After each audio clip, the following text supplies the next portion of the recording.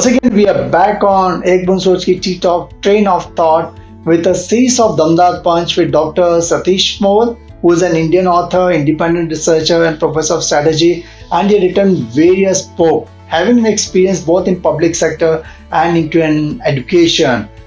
Past Damdar Punches, we have got an excellent response. Sir, many times ऐसा लगता है people sometimes they give up.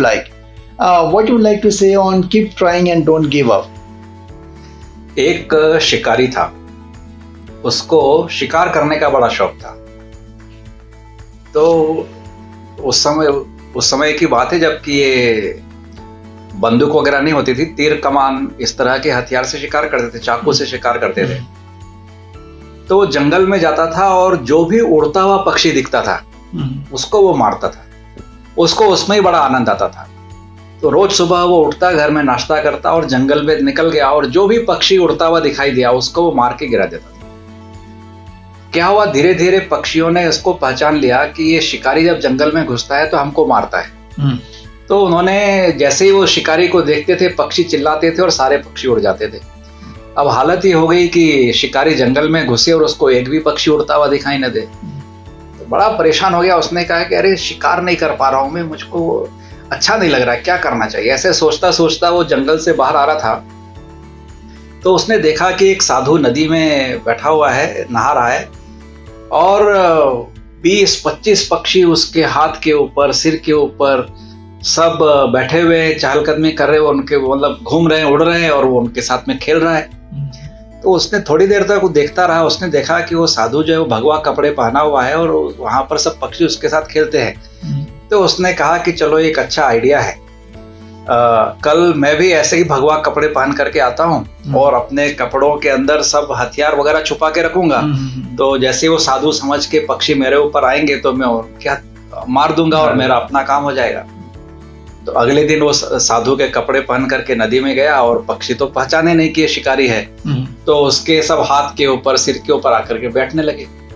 वो इतने प्यार से उसके ऊपर बैठ रहे थे कि उसको बार बार लगता था कि मैं हथियार निकालूं और मारूं, लेकिन उसकी इच्छा नहीं हो रही थी। तो आधे घंटे, पौन घंटे करने के बाद में वो किसी को मार नहीं पाया और चला गया वापस। उसने कहा कोई बात नहीं, आज तो ऐसा हो गया, मैं कल फिर जाऊंगा। वो फिर कपड़े पहन करके गया, वैसे ही फिर पक्षी उसके आसपास बैठे और वो पक्षियों का प्रेम देख करके उनको मार नहीं पाया। उसने कहा ये कुछ तो गड़बड़ है, मैं अगले दिन तो मैं पक्का मारूंगा। ऐसा करते करते 1 महीना बीत गया, 2 महीना बीत गया और पक्षियों को मारना बंद कर दिया। वो जो पक्षी जिनका वो शिकार किया करता था, उन्होंने एक्चुअली वास्तव में जो है वह साधु बन गया, जो साधु के कपड़े पहन करके पक्षियों का शिकार करने का सोचा था। केवल बार बार पक्षी उसके ऊपर आकर के बैठते थे और उसके मन में जो विचार चलते थे कि मैं इन अच्छे पक्षियों को कैसे मार दूं, वो पूरा बदल गया। यही हम अपने जीवन में करते हैं कि हम कुछ करना चाहते हैं और उसके लिए छल कपट सब कुछ लगा करके हम सोचते हैं कि चलो हमको इसमें सफलता पानी चाहिए। लेकिन जब एक बार हम छल कपट बंद करके एक अच्छे स्वभाव से, अच्छे दिमाग से, प्यार से, मेहनत से काम करना प्रारंभ करें और उसमें जो आनंद आने लगता है, यदि उस आनंद की अनुभूति एक बार हमको होने लगी तो फिर हमको लगेगा कि अरे ये सब काम करने के लिए मैं छल कपट क्यों करता था। हम किसी को भाषण दे, किसी को बताएं कि छल कपट नहीं करना चाहिए, तो शायद वो एक कान से सुनेगा, दूसरे कान से निकाल देगा। लेकिन यदि बार बार उसको अनुभव में लाते गए तो धीरे धीरे व्यक्ति अपने आप सुधरने लगता है। तो यदि हमको अपने को कहीं आगे लेकर के जाना है, कुछ काम करना है, कुछ आगे बढ़ना है, तो भाषण से, केवल बातें सुनने से नहीं होता। उसके लिए लगातार हम प्रयास करते रहें, कीप ट्राइंग। जब हम लगातार काम करते रहेंगे तो धीरे धीरे हम अपने जीवन की भी दिशा बदल जाएगी और हम धीरे धीरे एक अलग रास्ते पर चल निकलेंगे। फिर से मैं भगवत गीता का ही उदाहरण दूंगा। 12वें अध्याय में जब अर्जुन कृष्ण को पूछते हैं कि ये मन बड़ा चंचल है, आप बोलते हो भगवान को समर्पित हो जाओ, ये सब कैसे संभव है, ये संभव ही नहीं है। तो कृष्ण बताते हैं कि मुझको वो भक्त बहुत प्रिय है जो कि रोज मेरी भक्ति करते हैं, मेडिटेशन करते हैं, पूजा करते हैं।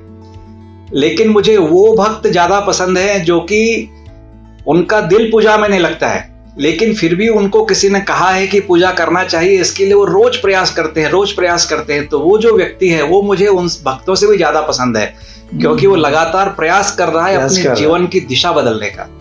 तो यही है, यदि हमको जीवन में एक सीख लेनी चाहिए कि यदि हमको कुछ बनना है, कुछ करना है, मामला कठिन है, रास्ता कठिन है, लेकिन यदि हम लगातार करते रहे तो यह हमारे जीवन के ऊपर एक बड़ा प्रभाव छोड़ सकता है। Again, a real दमदार पंच from Dr. Satish mod, exclusively on T talk एक बूंद सोच की। कई बार हम किताबें पढ़ते हैं ज्ञान प्राप्त करने के लिए, बट टी टॉक चैनल ऐसा चैनल है जहाँ पे उस मंच पे जहाँ पे जो एक्सपीरियंस विचार experts they come and share their experience to draw meaningful learning with the target audience.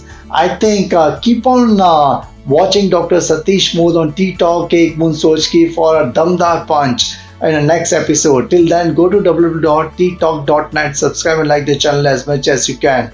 So thanks a lot for making a presence over here. Thank you very much.